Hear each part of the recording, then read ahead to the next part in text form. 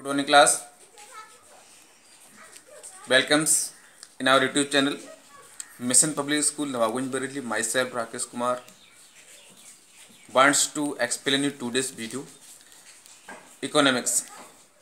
तो class in class 11th you are the new students. तो firstly हम ये जानेंगे कि इकोनॉमिक्स में क्या क्या स्टडी करना है हमको और क्या उसका सिलेबस है और किस तरह एक बेसिक, कोई चैप्टर स्टार्ट नहीं हो रहा है आज, लेकिन एक बेसिक एलिमेंट बताऊंगा आपको कि इकोनॉमिक्स क्या है. ठीक है. तो फर्स्टली आपकी 2 बुक्स हैं इकोनॉमिक्स में. First one is the micro economics and second statics. ठीक है. तो 2 बुक्स रही होंगी. तो 10th में जैसे हमने पढ़ा कि एक बुक थी, उसमें 5-6 चैप्टर्स थे. यहाँ पर माइक्रो इकोनॉमिक्स में भी एटलीस्ट 10 चैप्टर्स हैं एंड स्टैटिक्स में भी 10 चैप्टर्स हैं. दे कंटेन्स 40 मार्क्स. 40 मार्क्स का ये आएगा एंड स्टैटिक्स भी 40 मार्क्स में होगी. तो ये हो जाते हैं, दोनों को कंबाइन करेंगे अगर तो these are 80 marks and include 20 marks. ठीक है. Then 100 marks. 20 मार्क्स किस बात के? देखिए प्रैक्टिकल के, जो स्कूल के इंटरनल मार्क्स होते हैं प्रैक्टिकल्स के होते हैं. तो इस तरह से आपका 100 मार्क्स का ये सब्जेक्ट है. तो माइक्रो इकोनॉमिक्स एंड स्टैटिक्स. अब माइक्रो में हम क्या पढ़ते हैं? बेसिकली थ्योरेटिकल होता है माइक्रो इकोनॉमिक्स. इसमें हम ये जानेंगे कि overall introduction and Indian independence के बाद क्या क्या इकोनॉमिक चेंजेस आए हैं, हमारी इकोनॉमी कैसी थी पहले, क्या क्या, कितना प्रोडक्शन आज है, कितना प्रोडक्शन पहले था, पॉपुलेशन क्या है. तो इस ओवरऑल इंडिपेंडेंस यानी इकोनॉमिक डेवलपमेंट होगा. इसमें इकोनॉमिक डेवलपमेंट किस तरह हुआ है अब तक, उसको हम माइक्रो इकोनॉमिक्स में जानेंगे. ओवरऑल ये बुक जो है बिल्कुल 10th जैसी होगी. ठीक है. चैप्टर्स कुछ ज़्यादा जरूर हैं. अब स्टैटिक्स में क्या है कि डाटा कलेक्शंस. इसमें देखिए डाटा किस तरह अकाउंट डाटा, जैसे आपने देखा कि 10th में हमने पढ़ा था कि ह्यूमन रिसोर्सेस, पॉपुलेशन है, ह्यूमन डेवलपमेंट इंडेक्स है, डिफरेंट तरह की कुछ टेबल्स थी. उन टेबल्स का डाटा कलेक्शन कैसे होता है, कहाँ से आता है वो डाटा डिटेल्स, तो वो इस बुक में हम जानेंगे. ठीक है. अब उसके बाद आगे बढ़ते हैं. Question is this, what is economics? What is economics? इस क्वेश्चन का आंसर जिसमें जानना जरूरी है हमें कि इकोनॉमिक्स क्या है. ठीक है. तो सिंपली ये नहीं कह सकते डायरेक्ट हम कि economics is the study of human beings, study of the money. Money का स्टडी तो होता ही है इकोनॉमिक्स में, लेकिन कुछ और हम इसमें जानते हैं. कुछ डीपली अगर पहुंचेंगे तो आंसर क्या होगा? Economics is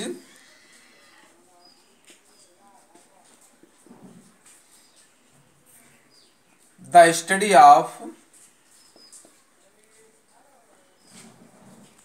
human behaviour.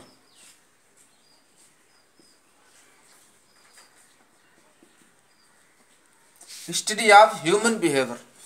Human being का बिहेवियर क्या होता है और किस तरह बिहेवियर चेंज हो जाता है, उसे हम इकोनॉमिक्स कहते हैं. अगर सिंपली कह दिया जाए economics is the study of money, तो मनी का स्टडी डायरेक्ट नहीं कर सकते. वो मनी गेन कैसे कर रहा है पर्सन, कहाँ कहाँ से मनी गेन हो रहा है और ह्यूमन बिहेवियर चेंज हो रहा है, ह्यूमन पर्सनस को लॉस हो रहा है या प्रॉफिट हो रहा है, वो हम इकोनॉमिक्स में स्टडी करते हैं. अब ह्यूमन बिहेवियर, किस तरह ह्यूमन का बिहेवियर की स्टडी की जाएगी. अब फॉर एग्जाम्पल टैक्स. ठीक है. जो टैक्स बढ़ जाते हैं, टैक्स रेट जब इंक्रीज होता है, एरो मींस इंक्रीज हो रहा है, टैक्स रेट बढ़ता है जब, तो क्या होगा? तो ह्यूमन बिहेवियर कैसा होगा? ये शॉर्ट में लिखा है ह्यूमन बिहेवियर. तो टैक्स रेट जब बढ़ जाएगा पूरे देश में तो ह्यूमन बिहेवियर क्या होगा, उसको हम जानेंगे. अब टैक्स रेट्स डिक्रीज हो जाए तो ह्यूमन बिहेवियर क्या होगा, या क्वेश्चन मार्क मीन्स क्या हुआ कि क्या होना चाहिए। टैक्स रेट डिक्रीज होना हुआ, डाउन एरो मतलब होता है डिक्रीज होना, और टैक्स रेट बढ़ जाता है तो ह्यूमन बिहेवियर क्या होगा। आप खुद समझ सकते हैं आपकी बिहेवियर चेंज जरूर होता है, वो चेंजिंग बिहेवियर है ना, वही तो इकोनॉमिक्स है। ह्यूमन बिहेवियर भी चेंजिंग है जो, वो इकोनॉमिक्स है। अब देखते हैं पेट्रोल प्राइस इंक्रीज हो जाएंगे तो ह्यूमन बिहेवियर क्या होगा, पेट्रोल की कीमतें बढ़ जाती हैं तो ह्यूमन बिहेवियर चेंज हो जाता है, पूरे देश की इकोनॉमी, गवर्नमेंट की इकोनॉमी बढ़ जाएगी, लेकिन आम आदमी पर असर पड़ता है इससे। ठीक है, गोल्ड रेट इंक्रीज होते हैं तो ह्यूमन बिहेवियर बहुत चेंज होता है, हर जगह उसी की चर्चा होती है कि कितना पैसा बढ़ गया, कैसे प्रॉब्लम होगी, कि गोल्ड के रेट बढ़ गए हैं, पेट्रोल के प्राइस बढ़ गए हैं, तो कितना मुश्किल हो जाएगा व्हीकल्स को चलाना, गवर्नमेंट बहुत पैसा वो पब्लिक से पैसे बना रही है, पब्लिक परेशान है, आम आदमी की दिक्कतें हैं, तो यही तो सब इकोनॉमिक्स है। ठीक है, अब आगे इन सब का हम स्टडी क्या करते हैं, we study all these in economics, इन सब का स्टडी हम इकोनॉमिक्स में करते हैं। ठीक है, अब नेक्स्ट पहलू पर हम आ जाते हैं कि इकोनॉमिक्स के 3 जो फैक्टर्स हैं, मेन फैक्टर्स की बात होगी इकोनॉमिक्स की, इकोनॉमिक प्रॉब्लम्स,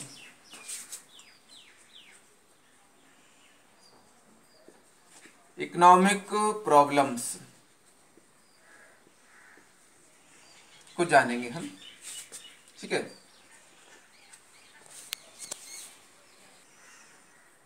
ठीक है स्टूडेंट्स, इकोनॉमिक प्रॉब्लम्स क्या है उनका स्टडी भी हम इकोनॉमिक्स में करते हैं।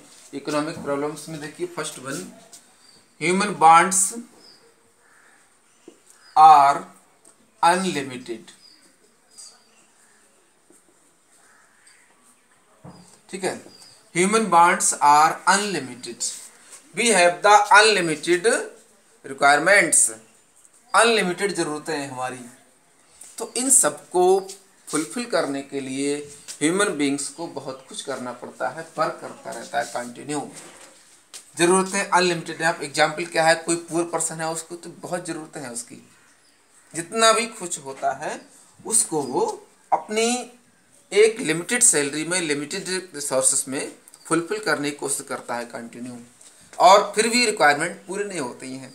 मिडिल पर्सन है उसकी भी रिक्वायरमेंट कभी पूरी नहीं होती, तो हमारी अनलिमिटेड बॉन्ड्स हैं। ठीक है, रिच पर्सन हुआ, even the very rich person, उनकी भी डिजायर्स पूरी नहीं होती, कितना भी मिलियनर पर्सन होगा करोड़पति, उसकी भी डिजायर्स और होती हैं। किसी के पास 1 करोड़ का टर्नओवर है तो उसे 2 या 10 करोड़ करना चाहेगा, किसी के पास 1 लाख का है 1 ईयर की इनकम, वो 2 लाख या 5 लाख करना चाहेगा। तो ये वर्ड सेंटेंस अपने आप में बहुत लॉन्ग है, लार्ज है, कि हमारी ज़रूरतें अनलिमिटेड हैं, कभी पूरी नहीं हुई हैं। तो इकोनॉमिक्स का क्षेत्र भी बहुत लार्ज है कि डिजायर्स अनलिमिटेड हो गई तो अनलिमिटेड स्टडी भी है, लेकिन हम इन्हें थोड़ा करके अलग अलग पार्ट्स में स्टडी करते हैं। ठीक है, तो ह्यूमन बाइट्स अनलिमिटेड हैं, तो इसकी वजह से क्या है, देखिए पॉवर्टी होती है, अब कहीं ना कहीं करप्शन भी है, पॉवर्टी, करप्शन,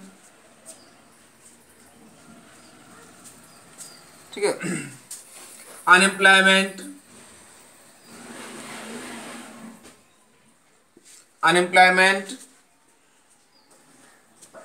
इंफ्रास्ट्रक्चर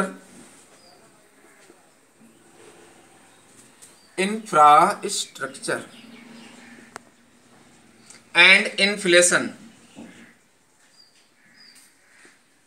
एक्सेट्रा, बहुत सारे फैक्टर्स सामने आ जाते हैं। पॉवर्टी है तो जरूरतें बढ़ेंगी, करप्शन है, किस वजह से करप्शन, हमारी बॉन्ड्स अनलिमिटेड है, करप्शन ज़्यादा होता है, इलीगल वर्क होता है, रिश्वतखोरी है पूरे देश में, तो किस लिए है, वो ह्यूमन बिहेवियर चेंज हो गया है महंगाई से, और वो पैसा अर्न करना चाहते हैं ज़्यादा से ज़्यादा। देन अनएम्प्लॉयमेंट, बेरोजगारी फैली हुई है देश में, तो ये सब क्या है, हमारी बॉन्ड्स की वजह से। एंड इंफ्रास्ट्रक्चर की कमियां हैं बहुत जगह, किसी विलेज या टाउन्स में या सोसाइटी में, किसी भी संस्था में, स्कूल में इंफ्रास्ट्रक्चर जो क्या कहलाता है, एक बेसिक ढांचा जो है, बुनियादी सुविधाओं की कमी होना। एंड इन्फ्लेशन, इन्फ्लेशन मीन्स महंगाई, जो कीमतें बढ़ती हैं उसे कहते हैं इन्फ्लेशन। तो बहुत सारे फैक्टर्स सामने आ जाते हैं हमारी बॉन्ड्स की वजह से, ठीक है। तो इकोनॉमिक्स में आगे की वीडियो में नेक्स्ट और बताया जाएगा, इतना आप समझेंगे, ध्यान देंगे, फिर नेक्स्ट चैप्टर हम नेक्स्ट वीक में स्टार्ट करेंगे।